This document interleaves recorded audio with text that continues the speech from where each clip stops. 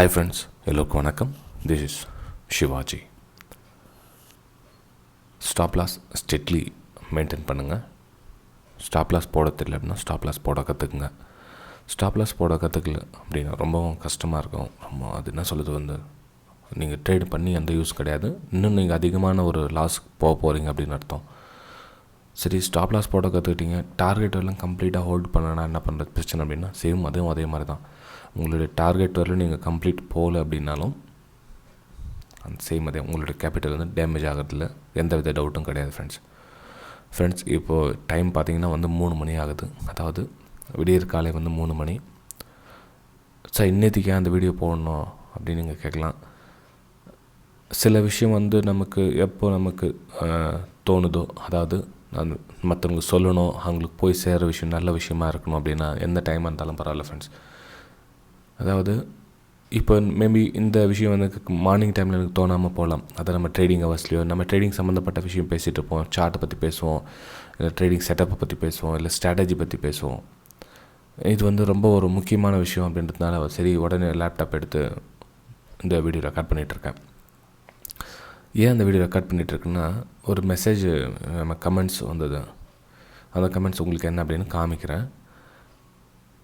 இது நிறைய பேருடைய மிஸ்டேக்ஸ். இதுக்கு ஒரு விடிவே இல்லாமல் போயிட்டே இருக்கும். அதாவது என்ன சொல்லுது, திரும்ப எத்தனை வருஷமானாலும் அந்த மிஸ்டேக்ஸ் கண்டினியூ ஆகிட்டே தான் இருக்கும். இது நமக்கு சரிப்படுத்தாத வரலாம். ஃபஸ்ட்டு நம்ம ட்ரேடிங்கில் என்ன காரணத்துக்காக வந்திருக்கோன்னு ஃபஸ்ட்டு டிசைட் பண்ணுங்கள். நிறைய 90% பேர் நீங்கள் சின்ன ஒரு எக்ஸாம்பிள் சொல்லிக்கிறேன். நம்ம ஸ்கூல்லாம் படிச்சிருக்க காலம் உண்டு இல்லைங்களா.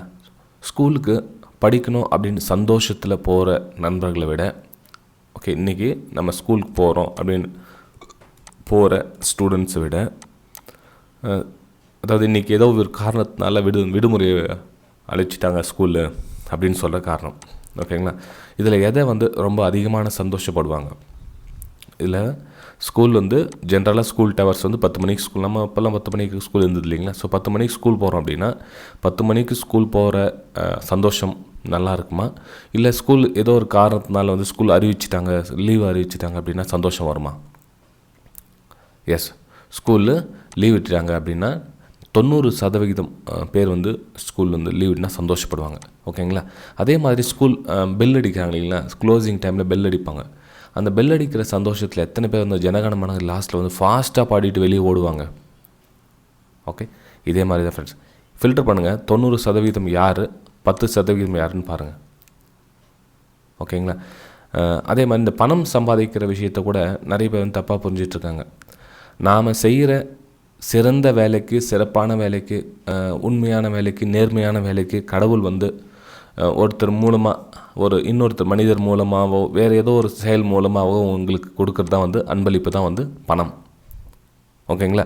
நீங்கள் ஒரு செயல் உண்மையாக, நேர்மையாக, சிறப்பாக, என்ன சொல்கிறது, ஒரு உங்கள் மனசுக்கு சந்தோஷமாக மனநிறைவாக நீங்கள் ஒரு செயல் செய்தீங்க, உண்மையாக செய்தீங்கன்னா அந்த செயலுக்கு உண்டான ஒரு கூலி தான் கடவுள் இன்னொருத்தர் மூலமாக ஏதோ ஒரு செயல் மூலமாக உங்களுக்கு பணம் அப்படின்னு வருது, ஓகேங்களா. பணம் அப்படின்றது இதுதான். நாம் என்ன நினச்சிருக்கோம், பணம் சம்பாதிக்கிறதுக்காகவே நம்ம லைஃப்பை வாழ்கிறோம், நம்ம சொத்து பத்து சேர்க்குறோம், காரு வாங்குகிறோம், பங்களா வாங்குகிறோம், ஏதோ ஒரு காரணம் போயிட்டே இருக்குது. பணம் பணம் பணம் பணம். ஒரு சிலர் சொல்ல, சார் நீங்கள் சொல்கிறீங்க பணம் இல்லாமல் வாழவே முடியாது அப்படின்னு ஒரு சிலர் சொல்லலாம், ஓகேங்களா. ஃப்ரெண்ட்ஸ், நான் சொல்கிறது நல்லா புரிஞ்சுங்க. பணம் கைக்கு வந்ததுக்கு அப்புறம் தான் நம்ம என்ன பண்ணணும், பிளான் பண்ணணும் அந்த பணத்தை வச்சு என்ன பண்ணலான்னு. ஆனால் இப்போ காலகட்டம் எப்படி இருக்குதுன்னா, ஃபஸ்ட்டே ஆசையை வளர்த்துக்கிறாங்க. அதை என் பையனை, என் பசங்களை நல்ல ஸ்கூலில் படிக்க வைக்கணும், நான் வீடு வாங்கணும், நான் கார் வாங்கணும், எனக்கு என்னுடைய வீட்டில் இருக்கிற பிரச்சனைகள்லாம் தீர்க்கணும், இன்னும் நம்ம பிளான் பண்ணிடுறாங்க. கைக்கு காசு வர்றதுக்கு முன்னாடியே நிறைய பிளான் பண்ணிடுறாங்க. இப்போது வாங்கியிருக்கிற கடன் தீர்க்கணும், நல்லா கவனிங்க. என்ன காரணத்துக்கு கடன் வாங்கணும்னு தெரியாது, ஆனால் அந்த கடனை தீர்க்கணும், கடன் வாங்கணும், மெயின் கடன் வாங்கணும், அதுக்கும் பிளான் பண்ணுறாங்க. ஏதோ கையில் பணம் வர்றதுக்கு முன்னாடியே நிறைய பிளான், ஓகேங்களா. ஸோ நான் சொல்கிறது பணம் எப்போ வரும்ன்றது தெரியும் உங்களுக்கு. நீங்கள் செயல் உண்மையாக இருந்தால் மட்டும்தான் பணம் வரும். அதில் ஏதாச்சும் சின்ன குளறுபடி என்ன இருந்துச்சு அப்படின்னா அந்த பணம் உங்கள் கைக்கு வராது, ஓகேங்களா. இது வந்து காமன்.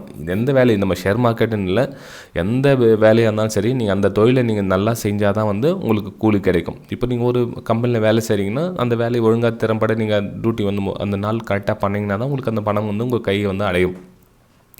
ஏன் இந்த விஷயம் சின்ன சின்ன விஷயம் உங்களுக்கு சொல்கிறேன் அப்படின்னா, நம்ம சைக்காலஜி நம்ம எப்படி வளர்த்துக்கிறோமோ நம்ம அதுக்கேற்ற மாதிரி தான் வந்து நம்மளுடைய சக்ஸஸ் வந்து அமையும். ஓகேங்களா. ஸோ நீங்கள் பணம் அப்படி நம்ம என்ன பண்ணுறோம், ஃபஸ்ட்டு வந்து எது ரிசல்ட் வருது அதை வச்சு நம்ம பேஸ் பண்ணுறோம். இப்போ குழந்தை அழுதா சாக்லேட் கிடைக்குதா, இல்லை நீங்கள் வாங்கி கொடுத்தா சாக்லேட் கிடைக்குதா, அப்படி குழந்தைக்கு பொறுத்தவரை ஓகே நம்ம அழுதா சாக்லேட் வந்துடுது போல் தருது அப்படின்னு அது மைண்ட் செட்டில் வந்து செட் ஆகிடும். பணம் வந்து அதே மாதிரி தான், நம்ம பணம் சம்பாதிச்சு அதை வாங்கிடலாம் அப்படின்னு சொல்ல மாதிரி என்ன, பணத்து மேலே வந்து நம்ம டைரெக்டாக போய்ட்றோம். அப்போ என்ன ஆகுனா, பணம் சம்பாதிக்கணும் அப்படின்ற ஒரு எண்ணம் வந்துடுது நம்மளுக்கு. பணம் சம்பாதிக்கணும் அப்படின்ற மாதிரி எண்ணம் வந்துடுது. நான் இந்த பணம் அப்படின்ற கொஞ்ச நேரத்தை இக்னோர் பண்ணிவிடுங்க. நீங்கள் என்ன தொழிலை வந்து சிறப்பாக செய்யுங்க. ஓகேங்களா. சிறப்பாக செய்யுங்க. அந்த தொழில் மேலே ஃபோக்கஸ் கொடுங்க. அதனுடைய பணம் வருதா இல்லையா அதை பற்றி நீங்கள் கவலைப்படாதீங்க. கடவுள் வந்து கண்டிப்பாக வந்து உங்களுக்கான நேரம் வரும், அந்த டைமில் பணம் கொடுப்பார். ஓகேங்களா. எனக்கு இவ்வளோ நேரம் வேலை செஞ்சுட்டேன், 10 மணிக்கு போனேன், 11 மணி வேலை செஞ்சுட்டேன், இந்த 1 மணி நேரம் பணத்தை நான் பார்க்கணும், 12 மணி வேலை செஞ்சுட்டேன், இந்த பணத்தை பார்க்கணும் அப்படின்ற மாதிரி மைண்ட் செட் வைக்காதீங்க. அந்த நாள் ஃபுல்லாக உழைங்க. அந்த நாள் அந்த ஓனர் வந்து உங்களுக்கு என்ன கொடுக்குமோ அந்த கூலி கண்டிப்பாக கொடுப்பாரு. ஓகேங்களா. அது மாதிரி தான் இந்த ஷேர் மார்க்கெட்டில் கூட நீங்கள் 1 வருஷம் 2 வருஷம் 3 வருஷம் 4 வருஷம் 5 வருஷம் நீங்கள் உங்களுக்கு உண்டான எஃபர்ட்டை நீங்கள் கரெக்டாக முறைப்படி செஞ்சுட்டே வாங்க. அவுட்புட் வந்து ஒரு நாள் கண்டிப்பாக நீங்கள் பார்ப்பீங்க. ஓகேங்களா. இப்போ என்னென்னா, சமீப காலத்துலேருந்து ஒரு 6 மாதம் 3 மாதம் வந்து எஃபர்ட் பண்ணுறாங்க. எனக்கு வந்து ஓரளவுக்கு கற்றுக்கிட்டேன், 6 மாதமாக இருக்கிறேன் அப்போட லாஸ் தான் ஆகிட்டுருக்குது, 1 வருஷமாக இருக்கிறேன் லாஸ் தான் ஆகிட்டுருக்குது அப்படின்னாங்க. லாஸ் அப்படின்றது நீங்கள் 1 வருஷமாக இருக்கிறேன் 6 மாதமாக இருக்கிறன்றதை பற்றி உங்களுக்கு வந்து ப்ராஃபிட் வர போகிறது கிடையாது. நீங்கள் 6 மாதத்தில் 3 மாதத்தில் என்ன கற்றுக்கிட்டீங்க. ஓகே. இப்போது ஒரு எக்ஸாம்பிள் இருங்க.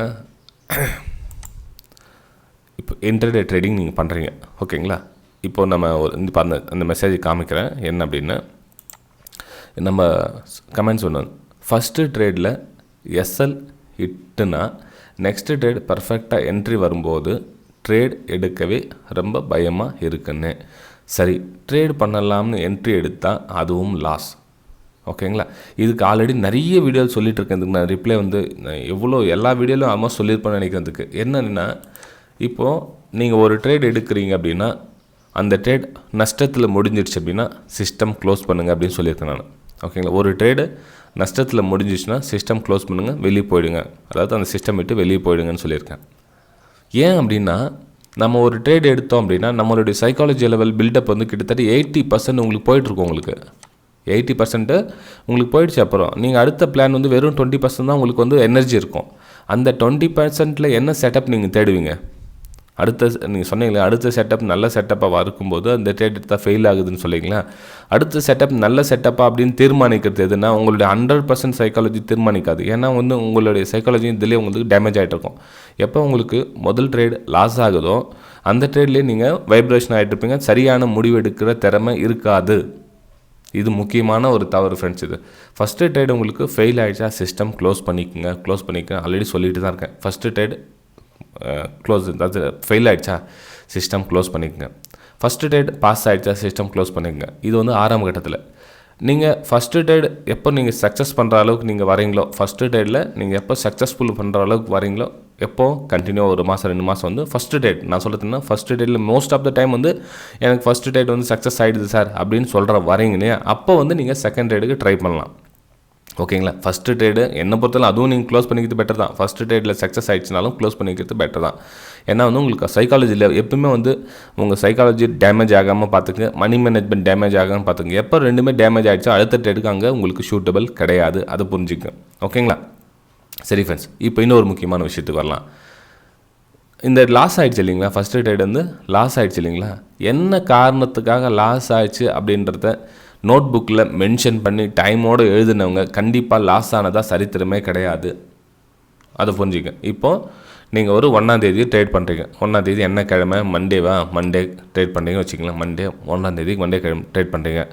என்ன ரீசனுக்காக ட்ரேட் பண்ணுறீங்க, டவுன் ட்ரெண்ட் ட்ரேட் பண்ணுறீங்களா. Right, okay. என்ன பேட்டர்ன் வந்துச்சு அதில், எனக்கு ஒரு சேனல் பேட்டர்ன் வந்துச்சு, சேனலில் ஒரு பிரேக் அவுட் கொடுத்துச்சு, ஸோ அதனால் நான் பிரேக் அவுட் எடுத்தேன், channel break out right okay.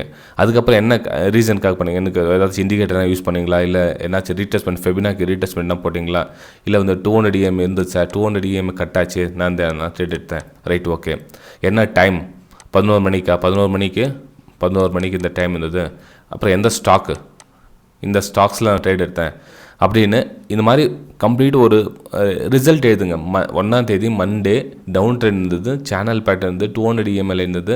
அதுக்கப்புறம் என்னென்ன ரீசன்லாம் இருந்தது, ரீசனோடு இருந்து எனக்கு இதில் வந்து ஸ்டாப் லாஸ் ஹிட் ஆகிடுச்சு. ஓகேங்களா? சரி, ஸ்டாப் லாஸ் ஹிட் ஆகிடுச்சு. அந்த ஸ்டாப் லாஸ் ஹிட் ஆனது ஏன் ஹிட் ஆச்சு அப்படின்றது அன்றைக்கி ஃபுல்லாக டெஸ்ட் பண்ணுங்கள், பேக் டெஸ்ட் எடுங்க. அதாவது நீங்கள் இதில் இது என்ன மிஸ்டேக் பண்ணிக்கோங்க, அதாவது டவுன் ட்ரெண்டாக, அதுக்கப்புறம் சேனல் பிரேக் டவுனாக, இந்த இதெல்லாம் வந்து எந்த இடத்துல மிஸ்டேக் ஆச்சுன்னு பாருங்கள். எல்லாமே கரெக்டாக இருந்தது அப்படின்னா சில டைம் நான் சொல்லுவேன், ஒரு 10% வந்து ஸ்டாப் லாஸ் ஹிட் ஆகிறதுக்கு வாய்ப்பு இருக்குது, 90% வந்து டார்கெட் ஹிட் ஆகிறதுக்கு வாய்ப்பு இருக்குது. உங்களுடைய ஸ்டடி கரெக்டாக இருந்தது அப்படின்னா 90% உங்களுடைய டார்கெட்டுக்கான வாய்ப்புகள் ரொம்ப அதிகம். ஆனால் இதில் எந்த தவறு நீங்கள் பண்ணியிருக்கீங்க அப்படின்றத கொஞ்சம் நீங்கள் அலசி பாருங்கள். இல்லை சார், எனக்கு இதெல்லாம் படிக்க தெரியாது, எனக்கு இதெல்லாம் வந்து புரியாது, எனக்கு இதெல்லாம் சப்போர்ட்னா என்ன, ரேஷன்ஸ்னா என்ன, ட்ரெண்ட் லைன்னா என்னன்னு இதுக்கும் தெரியாது. ஆனால் இது ஒரு கேனில் ஒரு பிரேக் அவுட் கொடுத்தா சடன் பை பண்ணிடுறேன், இல்லை டக்குன்னு செல் பண்ணிடுறேன், இக்னோர் பண்ணிடுங்க. அந்த மாதிரி பண்ணாதீங்க. அதாவது ரேண்டமாக ஒரு ஸ்டாக்ஸ் கீழே போய்ட்டுருக்கோம், இல்லை மேலே போய்ட்டுருக்கோம் அப்படின்னா மேலே போகுது நம்ம பை பண்ணிடலாம், கீழே போகுது சேல் பண்ணிடலாம் அப்படின்னு ரேண்டமாக பண்ணாதீங்க. ஓகேங்களா? மெயின் அதுதான் பிரச்சனை. ரேண்டமாக பண்ண சொல்ல என்னென்னா, இந்த 10% சொல்லிங்களா, இது வந்து 40% ஆகிடும், 40% 60% ஆகிடும். ஸோ வின்னிங் ரேஷியோ வந்து ரொம்ப கம்மியாகிடும். நீங்கள் இதெல்லாம் வந்து கொஞ்சம் அலசி ஆராய்ஞ்சு நீங்கள் எடுத்தீங்க அப்படின்னா கொஞ்சம் வந்து உங்களுக்கு சக்ஸஸ்க்கான ரேஷியோ கொஞ்சம் அதிகமாகும். ஓகேங்களா ஃப்ரெண்ட்ஸ்? இந்த 26க்கு வந்து என்னுடைய ப்ரைம் டெலிகிராம் சேனல் இருக்கிறவங்களுக்காக ஸ்டாக் செலெக்ஷன் பற்றி ஒரு வெபினார் அரேஞ்ச் பண்ணியிருக்கேன். நீங்களும் விருப்பப்பட்டால் என்னுடைய ப்ரைம் டெலிகிராம் சேனலில் ஜாயின் பண்ணிக்கலாம். அந்த ப்ரைம் டெலிகிராம் சேனலில் ஜாயின் பண்ணிக்கிறதுக்கு என்ன பண்ணணும்னா, இந்த வீடியோக்கு டிஸ்கிரிப்ஷனில் Alice Blue, Upstox, Fyers, Angel Broking இந்த 4 லிங்க் இருக்குது பாருங்கள். 4ல் ஏதாச்சும் ஒரு நீங்கள் டிமெட் அக்கௌண்ட் ஓப்பன் பண்ணிங்கன்னா என்னுடைய ப்ரைம் டெலிகிராம் சேனலில் நீங்கள் ஃப்ரீயாகவே ஜாயின் பண்ணிக்கலாம். லைஃப் டைமுக்கு எவ்ரி மந்த் நீங்கள் ஃப்ரீ வெபினார் அட்டென்ட் பண்ணலாம். அதாவது எவ்ரி மந்த்து ஒரு ஃப்ரீ வெபினார் வந்து என்னுடைய ப்ரைம் டெலிகிராம் சேனல் இருக்கிறவங்களுக்காக பண்ணிகிட்ருக்கேன். ஸோ நீங்களும் மந்த்லி சின்ன ஸ்டடி பண்ணிகிட்டே போங்க. உங்களுடைய க்ரோத் வந்து ஸ்லோவாக தான் இம்ப்ரூவ்மெண்ட் ஆகும். நீங்கள் என்ன உங்களுடைய எஃபர்ட் என்ன பண்ணீங்க அதுக்கு தான் வந்து மார்க்கெட் வந்து உங்களுக்கு பணம் கொடுக்குமே தவிர, நீங்கள் உங்கள்கிட்ட பணம் இருந்தால் நான் வந்து பையோ சேலோ எடுத்துட்டிங்கன்னா லைஃப் டைம் இப்படி தான் பண்ணிக்கிட்டே இருக்கணும். உங்கள்கிட்ட பணம் வந்து போய்கிட்டே தான் இருக்கும், நீங்கள் மேலுக்கு வர முடியாது. இதை புரிஞ்சுங்க. அப்படி உங்களுக்கு கற்றுக்கணும் அப்படின்னு சொல்ல உங்கள் பணத்தை வந்து ஃபஸ்ட்டு சேஃப்டி பண்ணுங்கள். ஆல்ரெடி சொல்லியிருக்கோம், உங்கள் பணத்தை வந்து பேங்க்கில் டெபாசிட் பண்ணுங்கள், இல்லை உங்கள் குழந்தைங்க பேரில் போட்டுருங்க, இல்லை உங்கள் மனைவி பேரில் போட்டுருங்க. உங்களுடைய ஃபேமிலி க்ரோத் பண்ணுறது அடுத்த வேலையை பாருங்கள். இல்லை சார், எனக்கு எவ்வளோலாம் எனக்கு டைம் இல்லை, எனக்கு பணம் வேணும், ரொம்ப கஷ்டமாக இருக்குது, எனக்கு இந்த நிறைய பிரச்சனைகள் இருக்குது, எனக்கு பணம் வேணுன்றாங்க, இந்த ஸ்டாக் மார்க்கெட் விட்டு வெளியே போயிடுங்க. வெளியே போயிட்டு வேறு நல்ல வேலையாக செஞ்சு உங்களுடைய குடும்பத்தை காப்பாற்றுங்க. அந்த பணத்தை எப்படி மீட்டு எடுக்கலான்றது வேறு வழி பாருங்கள். பணத்தை இது மூலமா இன்ஸ்டண்ட்டாக பண்ண முடியும், ஸ்டாக் மார்க்கெட்டில் பண்ண முடியும், கண்டிப்பாக 100% பண்ண முடியாது. ஏன்னா யதார்த்தத்தை புரிஞ்சுக்குங்க. நான் சொல்லிடலாம் இது ஸ்ட்ராட்டஜி பண்ணுங்கள், இந்த என்கிட்ட ஒரு 10,000 கொடுத்தா சொல்லித்தரேன், என்கிட்ட ஒரு 50,000 கொடுத்தா சொல்லித்தரேன், என்கிட்ட 20,000 கொடுத்தா சொல்லித்தரேன், என்கிட்ட உங்கள்கிட்ட பணம் வாங்கிட்டு இது பண்ணுங்கள் அது பண்ணுங்கன்னு சொல்லிடலாம். அந்த பணம் உங்களால் பண்ண முடியாது. ஓகேங்களா? ஸோ புரிஞ்சுக்குங்க, ரியாலிட்டி புரிஞ்சுக்கிட்டு உங்களுடைய ஃபேமிலியை காப்பாற்றுற வழி பாருங்கள். உங்களுடைய பணத்தை எப்படி அதான் சொல்கிறது, பணம் சம்பாதிக்கணும் அப்படின்றத விட எதை செஞ்சால் பணம் வரும் அப்படின்றத பாருங்கள் ஃபஸ்ட்டு. ஓகே, சரி ஃப்ரெண்ட்ஸ், நம்ம அடுத்த வீடியோ சந்திக்கலாம். பாய்.